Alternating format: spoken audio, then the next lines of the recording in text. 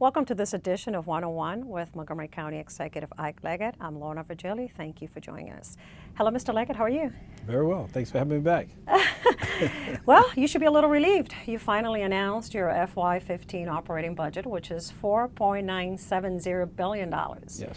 that's correct. That's right. It's just $30 million less of $5 billion. County Council has it in its hands, but before we talk about the budget, I'd like to address some of the shortfalls that you've closed in the last several years.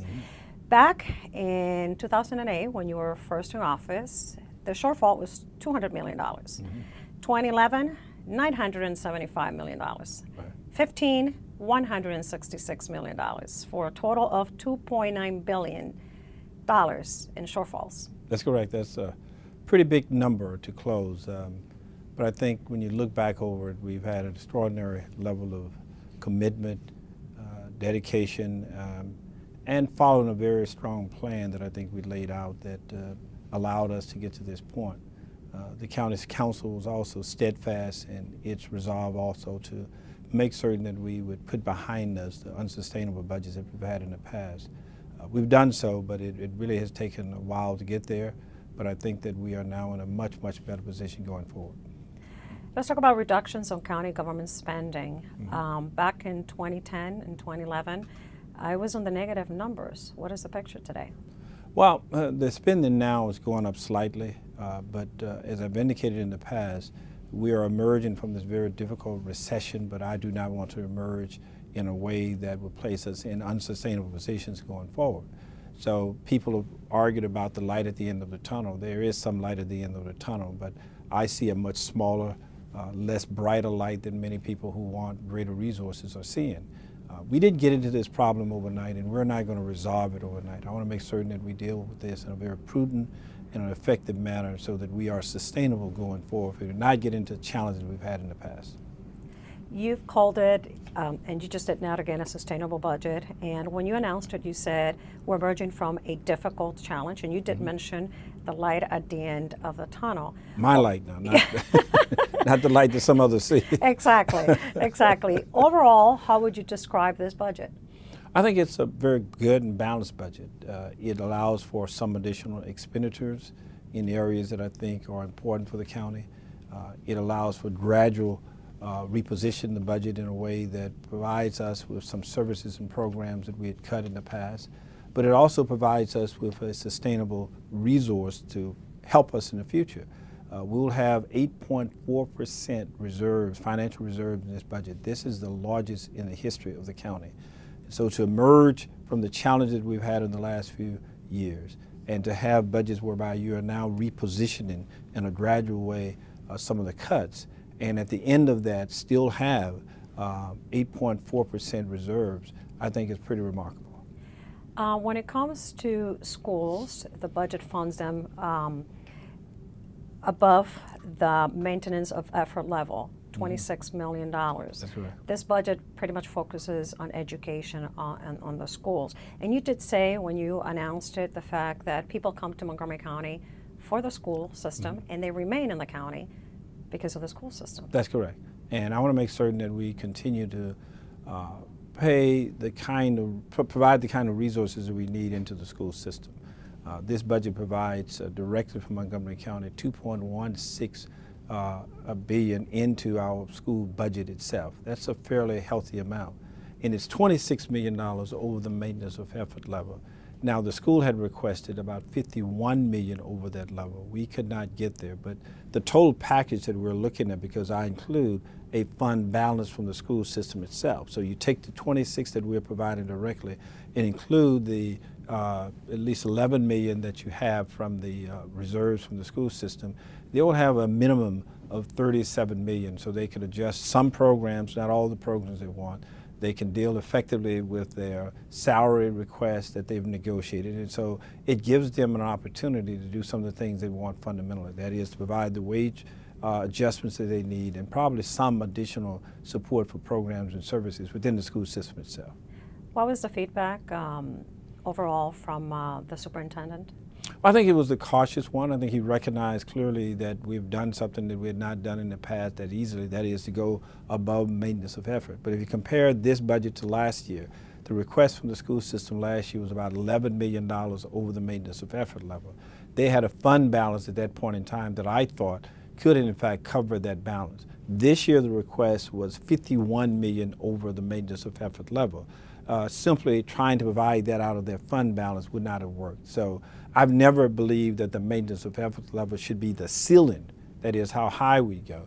It should be at a minimum of the floor. But if we are going to adjust from that, we need to do so in a very, very strategic manner, because what you do is to build into a cost for next year's budget that continues to grow. So I thought that we could meet them part of the way. Given their fund balance, they could get at least 2/3 or probably close to 80% of the way. And I think that they would have to have some gap between that, because keep in mind, there are other programs, there are other needs throughout the county, and we have to make certain that we respond to those as well. Still, is this funding to record levels? Oh yes, it is. The overall school budget is at record level. It's just a question of how far do you want to go with that record. Any number that we would provide is certainly over maintenance of effort would have been a record level, but going to 51 million I thought was a stretch too far for us. Since we're talking about the schools, you've been very active in Annapolis in the last few days. You've testified twice already in the House of Delegates and also in the Senate in support of the Supplemental Public School Construction Matching Fund program from the state. Mm-hmm. Is that something that is going to be feasible this year that might happen? We're going to get it done. I'm reasonably certain that we will. We've got all three of the gubernatorial candidates, at least on the Democratic side, have indicated very clearly that they want to find a solution to it. We got members of the General Assembly who believe that we should do so. The challenge that we have in Annapolis right now, they have a huge financial write-down. I think their projections in terms of revenues are substantially off, so we're asking for a relatively huge amount of money between Baltimore County, Prince George's County, and Montgomery County, and to do so when we're faced with the headwinds of the time in which they're actually cutting is probably a little bit of a challenge right now. But we've asked for this in the past, but we've positioned it now in such a way that I think we are going to get it. If not this year, I'm reasonably certain we'll get it next year in time for us to meet our budgetary obligations FY 16, 17, and 18. That was going to be my next question. Yeah. Next year then. All right. All right, we're going to take a short break, but we'll be right back with Montgomery County Executive Ike Leggett.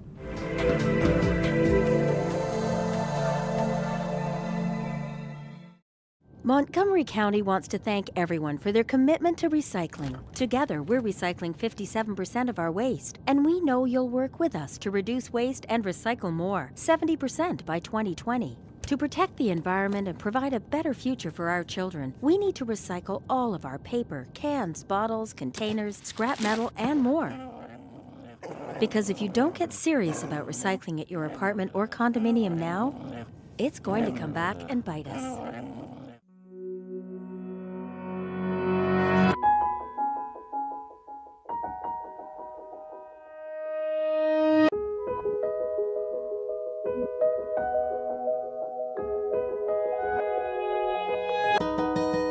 For those dealing with the daily struggles of caring for a loved one, we hear you. That's why AARP created a community with experts and other caregivers to help us better care for ourselves and the ones we love. This message brought to you by FEMA. Home fires occur most often in winter. Keep anything that can catch fire at least 3 feet from heating equipment. And never use an oven to heat your home. Stay in the kitchen when frying, grilling, or broiling food. Turn space heaters off when you leave the room or go to bed. Make sure all vents are clear of snow and ice to allow carbon monoxide to vent outside.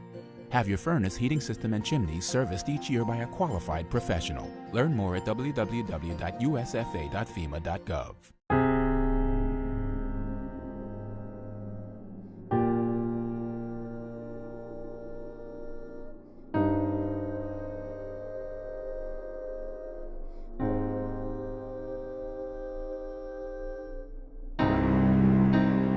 There's a reason why area law enforcement are out enforcing pedestrian and traffic safety laws and preventing killer pedestrian crashes. Be alert. Be street smart.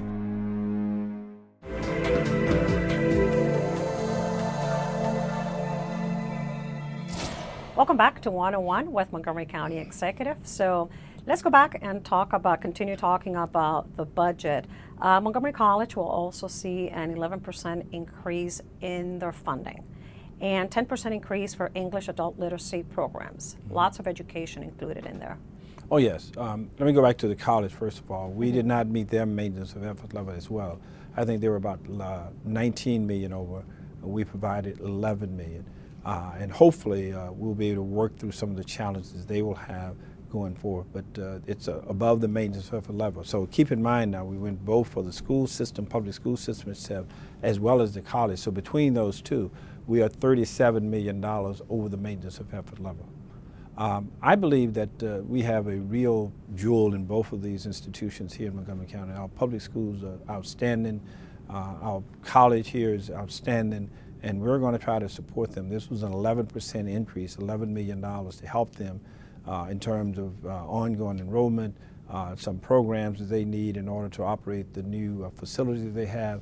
But I think it gets them at least a good way down the road in terms of meeting that long-term obligation of 19 million. But again, I didn't think that it was wise for us to go much further than this. When it comes to public safety, there is a proposed 5% increase for the police department to add 23 sworn-in police officers and double the number of school resource officers in high schools, and also to add patrol units in Wheaton and Germantown in these two particular areas. You want to talk about that? Well, two things. Number one, when you go back and look at what we've done throughout the recession, although we had modest growth overall in the recession, less than 2% a year, I think, average throughout the entire recession, the school system, the public safety in terms of police increased by 28% because I made a decision some years ago, despite the challenges we were facing, that we were going to strategically look at public safety. And as a result of that, we've increased public safety during the recessionary period by 28%. And as a result of that, it has allowed us to go a long ways in meeting that obligation that I placed on the county, that is to provide an additional 143 additional personnel in the police department. We are pretty close to that number with this budget now. We have just a few more to go to get there. But that has allowed us, I think, to get at some of the criminal challenges we have in the county. We've reduced crime substantially, 28% reduction over the last 7 years. That reduction, 28%, is 3 times lower than the entire national average. It's 3 times lower than the entire national average. So it has helped us immensely. So we'll be adding additional 23 additional officers in this budget, more into our schools, more into some of the hot zones that you've just described, that will provide us even greater protection for some of the challenges we faced in the past. The crime reduction, that's another thing that I wanted to follow up with you. The announcement was made regarding the new statistics about crime, 9% decrease for total crimes just from 2012 to 2013, and then a 33% reduction in serious crimes right. in the last 7 years. And what do you attribute that to? Well, a number of things. A, the increased personnel that we provided, that is, we're getting close to the 143 officers that I've described earlier. Secondly, I think they've been much more creative. They have greater technology. So those 3 things I think are helping them. 1, the increased number of personnel. 2, the creativity, that is that they know how to fight crime much better and to utilize the resources they have much better. And of course the equipment that we have. Most of all the police vehicles now have computers in it. They could read license plates. They could do a number of things that they could not do, say, 5, 10 years ago. So the technology is better. We have more people, and we are fighting in a much more creative manner. Back to the budget again. Okay. From 2007 to 2012, the Positive Youth Development Initiative that you implemented has helped reduce gang-related crimes by almost 50%. That's correct. By providing after-school opportunities for at-risk youth. On this proposed budget for FY15, you're expanding the Excel Beyond the Bell program to the Watkins Mill cluster. Is that just the middle schools and high schools together? Is that well, we're providing a number of things in the cluster. We're providing for the middle schools a Excel Beyond the Bell program. We're also providing a Kennedy cluster model to place in to deal with the families overall. And we're also providing some summer programs in that area as well. So it's a gradual approach. I indicated some time ago that we're going to gradually expand Excel Beyond the Bell, gradually expand the Kennedy cluster model that we have. All of the sports academies in the same cluster we're adding as well. But there are other clusters that need the same kind of resources, but we simply cannot get there at this point in time to respond to all of them. But we're going to do it in a gradual format. But I think this really helps us in our Positive Youth Initiative to continue to expand the programs that are working very well in other clusters. It's the goal to have it in every single one of the Yes, clusters? I hope so, yes.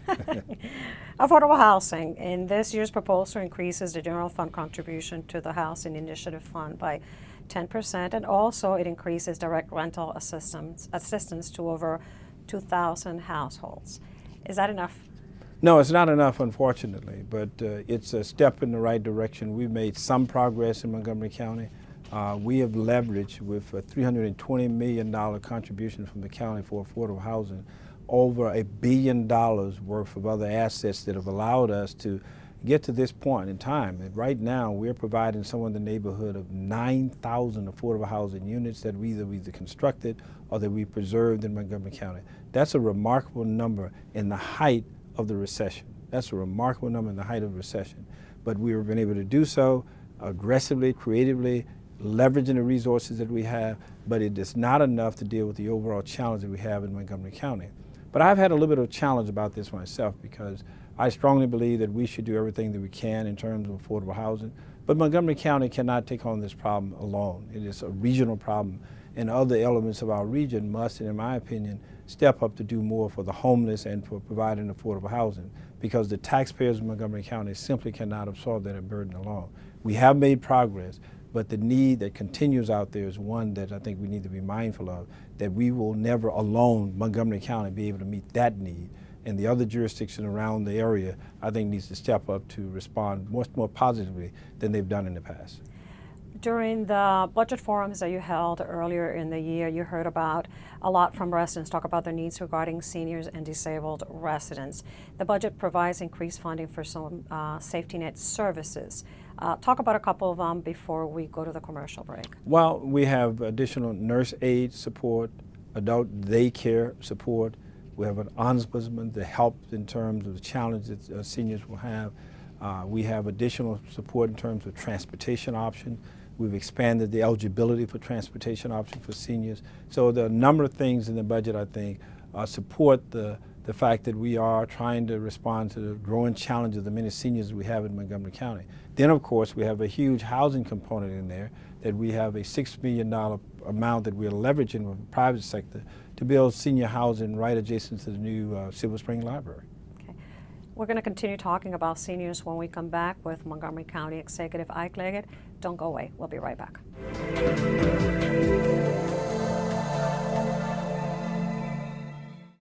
So, I'm kind of new here, but I've noticed a trend. My human does this funny thing where she goes around and gets all my toys, and then she hides them in that basket by the door. But it's always the same basket, and it's always in the same place. And then she acts so surprised when I find them, but, she's putting them in the same basket again. It's like, hello, that's where you put it last time. You were the worst at hide and go seek. Did you know there are more than 10,000 county government phone numbers? But there's only one number you need to remember for non-emergency calls, 311. MC311 is Montgomery County government's online telephone information system. Need information? Have a problem or complaint? Trying to locate a county government facility? Call 311. The call center is open Monday through Friday, 7 a.m. to 7 p.m. The website is available 24 hours a day, 7 days a week. Ever pull into a parking lot and think, what's up with those pedestrians? Sometimes they seem so oblivious to vehicles. Park, start walking to the store, and wow, those drivers are so aggressive. They act like the lot is theirs. It's no wonder that nearly 1/3 of pedestrian collisions occur in parking lots, and a significant number cause severe injuries. Avoid becoming a statistic. Drivers, don't run over people. Pedestrians, don't get run over. It's that simple. Heads up in parking lots. Are you sure they can recycle us, Clamshell? Hey, Dome, we're on a new recycling postcard. I can't wait to make a new start. Maybe I'll be a red carpet at a big premiere. And I'll get to paint the White House. Shh, here he comes. Now you can recycle more plastics in Montgomery County, including #1 PET plastics such as clamshells, deli containers, trays, lids, domes, and cups. We're in! For more information on recycling, contact the Montgomery County, Maryland Division of Solid Waste Services at 311. The wait is over. Recycle more plastics today.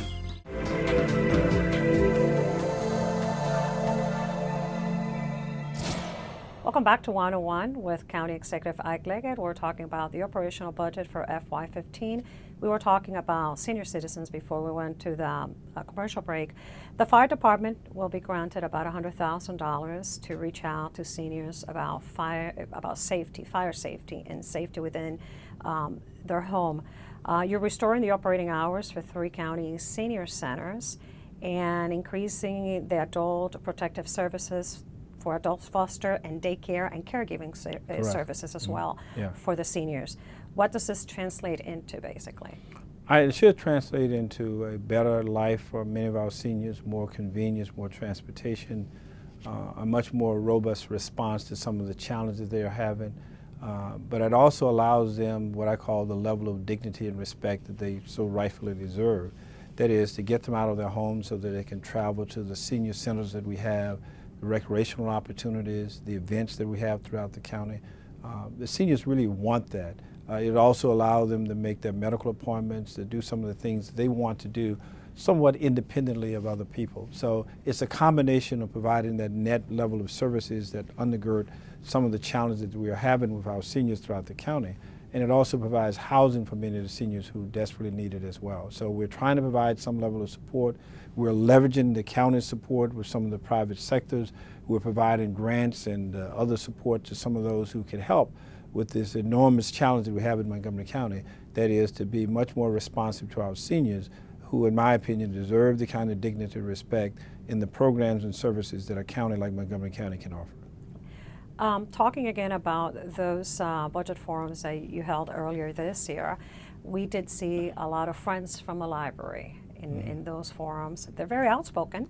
And recently you did the ribbon cutting ceremony for 2 libraries, That's one right. in Gaithersburg and the one in Olney as well.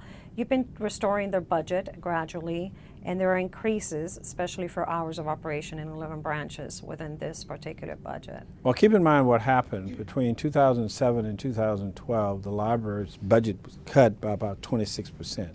And so gradually over the last few years, between 2012 to 2015, we are now added about 30% back. So we've covered essentially what we have eliminated sometime in the past. Libraries are a central part of our community, and as you've indicated, we've opened 2 new refurbished libraries, one in Gaithersburg, which had a huge reception in terms of the people who've come out, and then this past week we opened the new Olney library with a huge reception as well. But you simply cannot go and build a facility and not have all of the things that would support the library they're in. So we're committed to making certain that we have more library hours. We're committed to making certain that we have more and better trained staff to staff the libraries. And we're looking to make certain that we have the materials that they want in the libraries. The materials are part of that library. So you combine all of those things together, a new facility, top-rated staff, accessible hours, as well as the material, it gives you a really fine fit within the community that people can enjoy the niceties of having a real first-rate library within their community. Putting together a $4.970 billion budget, it's not an easy task. I am assuming it is not. What were some of the biggest challenges in the process? All of them. Every single dollar. Yeah, I could go back. No, seriously though, there are a lot of big challenges. First of all, I'm grateful to the citizens and participation that we get at the budget forums. People give great ideas. Secondly, we have a tremendous staff here. Jennifer Hughes and the entire OMB staff, I think, a tremendous finance staff. We've got a terrific Chief Administrative Officer in Tiff Feinstein. We have a top-rate financial staff operation in Montgomery County. And you combine all the years here in Montgomery County, you see why. People have failed to recognize that our Chief Administrative Officer, Tim Feinstein, is the president of the Financial Officers International. So he's the head of all financial officers around the country working in the public sector. So having that type of person on your staff with the others we've just described provides us with a kind of leadership and insights into budgets that are rare in many other jurisdictions. So that's part of what we have. But the eyes and ears on all of this are very strong citizens who look at these things, evaluate, gives feedback, provide feedback for us, and then we're able to operate within that vacuum. So that's the way in which we go about this, but it's having all of those things together, it's not easy. There was a cartoon, I think in one of the local newspapers last year, and it had me walking on a high wire rope, a wire in the air, and there were people looking up at me, and as I was walking across the rope, I was dangling with various balls in my hand on my head, trying to walk across this. And there were signs of the budget, like education one, libraries here, transportation here, and people looking up said, how does he do that? You know, whether he's going to fall?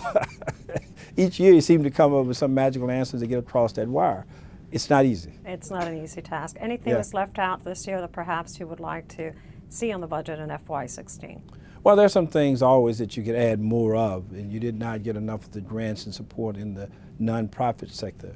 I would love to do more in arts and humanities. I would love to add additional monies to our school system. We certainly were not able to do that as well. But one of the little nuggets that popped out is only a small amount, but it really says an awful lot about the direction that we're going.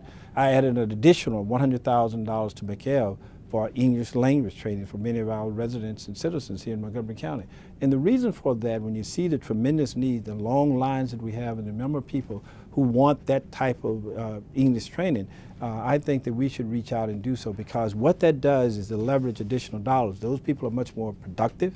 They're much more engaged in the economy. They're able to help their kids much more in their school, and it really rebounds back to the county. So last year, we added an additional $100,000. This year, we added a second $100,000, all going to help many who want to learn English in their county. Slowly but surely. Funding. The budget reduces the property tax rate. Yes. $17 less I'm going to pay. That's right. My property for living in Montgomery County. Right. That's right. $17 less in the beautiful house that your son is going to buy one day, and you'll live down in the basement and thank him. I'm going to sell it to him. He's not inheriting it. Yes, it. I got you. But here's what is happening. People don't realize it. That in terms of the tax burden, our overall tax burden for all taxes in Montgomery County over the last 7 years have actually gone down by 10%. Our tax burden has gone down by 10%.